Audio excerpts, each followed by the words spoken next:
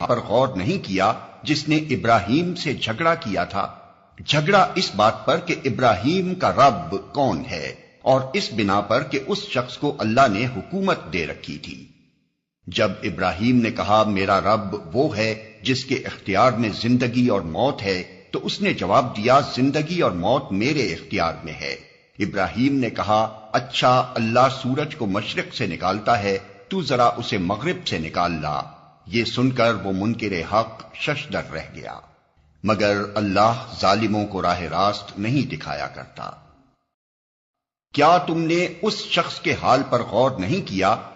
اوپر دعویٰ کیا گیا تھا کہ مومن کا حامی و مددگار اللہ ہوتا ہے اور وہ اسے تاریکیوں سے روشنی میں نکال لاتا ہے، اور کافر کے مددگار طاغوت ہوتے ہیں اور وہ اسے روشنی سے تاریکیوں کی طرف کھینچ لے جاتے ہیں۔ اب اسی کی توضیح کے لیے 3 واقعات مثال کے طور پر پیش کیے جا رہے ہیں۔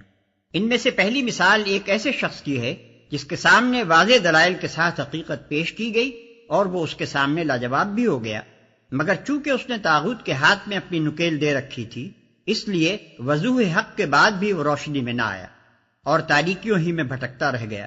بعد کی 2 مثالیں 2 ایسے اشخاص کی ہیں جنہوں نے اللہ کا سہارا پکڑا تھا، سو اللہ ان کو تاریکیوں سے اس طرح روشنی میں نکال لایا کہ پردہ غیب میں چھپی ہوئی حقیقتوں تک کا ان کو عینی مشاہدہ کرا دیا۔ جس نے ابراہیم سے جھگڑا کیا تھا، اس شخص سے مراد نمرود ہے جو حضرت ابراہیم علیہ السلام کے وطن عراق کا بادشاہ تھا۔ جس واقعے کا یہاں ذکر کیا جا رہا ہے اس کی طرف کوئی اشارہ بائبل میں نہیں ہے، مگر تلمود میں یہ پورا واقعہ موجود ہے اور بڑی حد تک قرآن کے مطابق ہے۔ اس میں بتایا گیا ہے کہ حضرت ابراہیم علیہ السلام کا باپ نمرود کے ہاں سلطنت کے سب سے بڑے عہدیدار یعنی chief officer of the state کا منصب رکھتا تھا۔ حضرت ابراہیم علیہ السلام نے جب کھلم کھلا شرک کی مخالفت اور توحید کی تبلیغ شروع کی اور بت خانے میں گھس کر بتوں کو توڑ ڈالا، تو ان کے باپ نے خود ان کا مقدمہ بادشاہ کے دربار میں پیش کیا اور پھر وہ گفتگو ہوئی جو یہاں بیان کی گئی ہے۔ اور اس بنا پر کہ اس شخص کو اللہ نے حکومت دے رکھی تھی، یعنی اس جھگڑنے میں جو بات مابہن نزاع تھی وہ یہ تھی کہ ابراہیم اپنا رب کس کو مانتے ہیں، اور یہ نزاع اس وجہ سے پیدا ہوئی تھی کہ اس جھگڑنے والے شخص یعنی نمرود کو خدا نے حکومت عطا کر رکھی تھی۔ میں جھگڑے کی نوعیت کی طرف جو اشارہ کیا گیا ہے اس کو سمجھنے کے لیے حسب ذیل حقیقتوں پر نگاہ رہنی ضروری ہے۔ 1، قدیم ترین زمانے سے آج تک تمام مشرک سوسائٹیوں کی یہ مشترک خصوصیت رہی ہے کہ وہ اللہ تعالیٰ کو رب الارباب اور خدائے خدائیگان کی حیثیت سے تو مانتے ہیں، مگر صرف اسی کو رب اور تنہا اسی کو خدا اور معبود نہیں مانتے۔ 2، خدائی کو مشرکین نے ہمیشہ 2 حصوں میں تقسیم کیا ہے، ایک فوق الفطری یعنی سپر نیچرل خدائی جو سلسلہ اسباب پر حکمران ہے اور جس کی طرف انسان اپنی حاجات اور مشکلات میں دستگیری کے لیے رجوع کرتا ہے۔ اس خدائی میں وہ اللہ تعالیٰ کے ساتھ ارواح اور فرشتوں اور جنوں اور سیاروں اور دوسری بہت سی ہستیوں کو شریک ٹھہراتے ہیں، ان سے دعائیں مانگتے ہیں، ان کے سامنے مراسم میں پرستش بجا لاتے ہیں اور ان کے آستانوں پر نظر و نیاز پیش کرتے ہیں۔ دوسری تمدنی اور سیاسی معاملات کی خدائی یعنی حاکمیت جو قوانین حیات مقرر کرنے کی مجاز اور اطاعت امر کی مستحق ہو اور جسے دنیاوی معاملات میں فرمانروائی کے مطلق اختیارات حاصل ہوں۔ اس دوسری قسم کی خدائی کو دنیا کے تمام مشرکین نے قریب ہر زمانے میں اللہ تعالیٰ سے سلب کر کے یا اس کے ساتھ شاہی خاندانوں اور مذہبی پروہتوں اور سوسائٹی کے اگلے پچھلے بڑوں میں تقسیم کر دیا ہے۔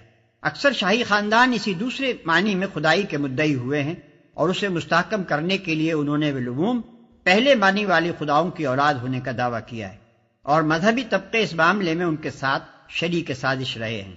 3، نمرود کا دعوی خدائی بھی اسی دوسری قسم کا تھا۔ وہ اللہ تعالیٰ کے وجود کا منکر نہ تھا۔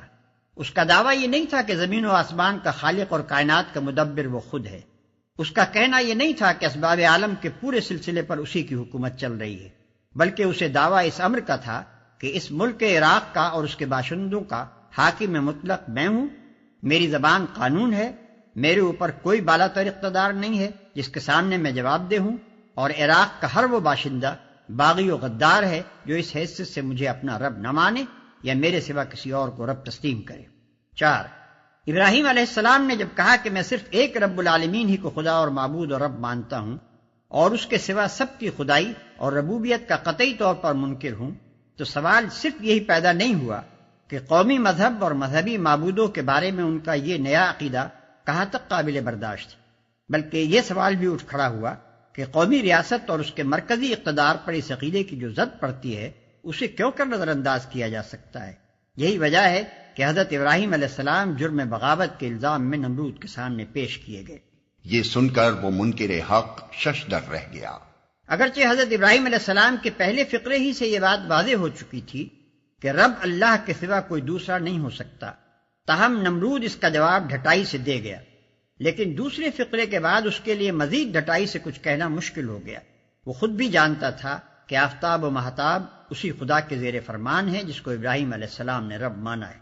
پھر وہ کہتا تو آخر کیا کہتا، مگر اس طرح جو حقیقت اس کے سامنے بے نقاب ہو رہی تھی اس کو تسلیم کر لینے کے معنی اپنی مطلق العنان فرما روائی سے دستبردار ہو جانے کے تھے، جس کے لیے اس کے نفس کا طاغوت تیار نہ تھا۔ لہذا وہ صرف ششدر ہی ہو کر رہ گیا، خود پرستی کی تاریکی سے نکل کر حق پرستی کی روشنی میں نہ آیا۔ اگر اس طاغوت کے بجائے اس نے خدا کو اپنا ولی و مددگار بنایا ہوتا تو اس کے لیے حضرت ابراہیم علیہ السلام کی اس تبلیغ کے بعد راہ راست کھل جاتی۔ تلمود کا بیان ہے کہ اس کے بعد اس بادشاہ کے حکم سے حضرت ابراہیم علیہ السلام قید کر دیے گئے، 10 روز تک وہ جیل میں رہے۔ پھر بادشاہ کی کونسل نے ان کو زندہ جلانے کا فیصلہ کیا اور ان کے آگ میں پھینکے جانے کا وہ واقعہ پیش آیا جو سورہ انبیاء رکوع 5، العنکبوت رکوع 2، 3 اور الصافات رکوع 4 میں بیان ہوا ہے۔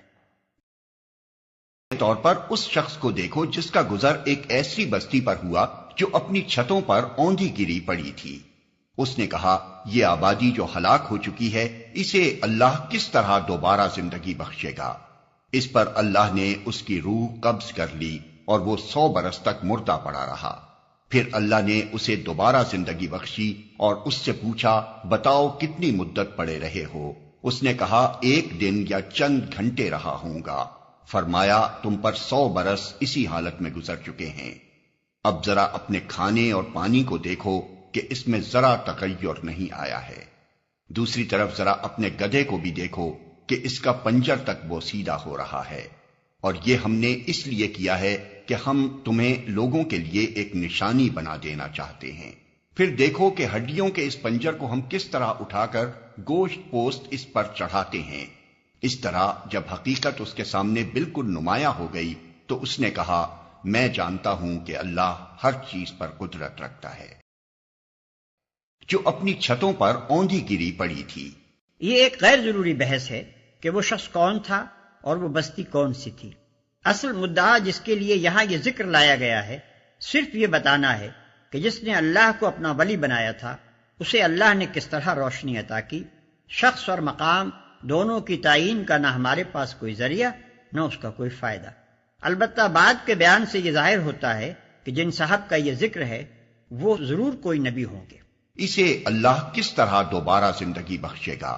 اس سوال کے یہ معنی نہیں ہے کہ وہ بزرگ حیات بعد الموت کے منکر تھے یا انہیں اس میں شک تھا، بلکہ دراصل وہ حقیقت کا عینی مشاہدہ چاہتے تھے، جیسا کہ انبیاء کو کرایا جاتا رہا ہے۔ ہم تمہیں لوگوں کے لیے ایک نشانی بنا دینا چاہتے ہیں۔ ایک ایسے شخص کا زندہ پلٹ کر آنا جسے دنیا 100 برس پہلے مردہ سمجھ چکی تھی، خود اس کو اپنے ہم اثروں میں ایک جیتی جاگتی نشانی بنا دینے کے لیے کافی تھا۔ اور وہ واقعہ بھی پیش نظر رہے جب ابراہیم نے کہا تھا، میرے مالک مجھے دکھا دے تو مردوں کو کیسے زندہ کرتا ہے۔ فرمایا، کیا تو ایمان نہیں رکھتا؟ اس نے عرض کیا، ایمان تو رکھتا ہوں مگر دل کا اطمینان درکار ہے۔ فرمایا، اچھا تو 4 پرندے لے اور ان کو اپنے سے مانوس کر لے، پھر ان کا ایک ایک جز ایک ایک پہاڑ پر رکھ دے، پھر ان کو پکار، وہ تیرے پاس دوڑے چلے آئیں گے۔ خوب جان لے کہ اللہ نہایت با اقتدار اور حکیم ہے، مگر دل کا اطمینان درکار ہے۔ یعنی وہ اطمینان جو مشاہدہ عینی سے حاصل ہوتا ہے۔ خوب جان لے کہ اللہ نہایت با اقتدار اور حکیم ہے۔ اس واقعے اور اوپر کے واقعے کی بعض لوگوں نے عجیب عجیب تعویلیں کی ہیں، لیکن انبیاء علیہ السلام کے ساتھ اللہ کا جو معاملہ ہے اسے اگر اچھی طرح ذہن نشین کر لیا جائے تو کسی کھینچتان کی ضرورت پیش نہیں آ سکتی۔ عام اہل ایمان کو اس زندگی میں جو خدمت انجام دینی ہے اس کے لیے تو محض ایمان بالغیب یعنی بے دیکھے ماننا کافی ہے، لیکن انبیاء کو جو خدمت اللہ نے سپرد کی تھی اس کے لیے ضروری تھا کہ وہ اپنی آنکھوں سے وہ حقیقتیں دیکھ لیتے جن پر ایمان لانے کی دعوت انہیں دنیا کو دینی تھی۔ ان کو دنیا سے پورے زور کے ساتھ یہ کہنا تھا کہ تم لوگ تو قیاسات دوڑاتے ہو، مگر ہم اپنی آنکھوں دیکھی بات کہہ رہے ہیں۔ تمہارے پاس گمان ہے اور ہمارے پاس علم ہے، تم اندھے ہو اور ہم بینا ہیں۔ اسی لیے انبیاء کے سامنے فرشتے عیاناً آئے ہیں، ان کو آسمان و زمین کے نظام حکومت ملکوت کا مشاہدہ کرایا گیا ہے، ان کو جنت اور دوزخ آنکھوں سے دکھائی گئی ہے، اور بے سے بعد الموت کا ان کے سامنے مظاہرہ کر کے دکھایا گیا ہے۔ ایمان بالغیب کی منزل سے یہ حضرات منصب نبوت پر معمور ہونے سے پہلے گزر چکے ہوتے ہیں۔ نبی ہونے کے بعد ان کو ایمان بالشہادت کی نعمت دی جاتی ہے، اور یہ نعمت انہی کے ساتھ مخصوص ہے۔ مزید تشریح کے لیے ملاحظہ ہو تفہیم القرآن جلد 2 صفحہ نمبر 330 اور 334۔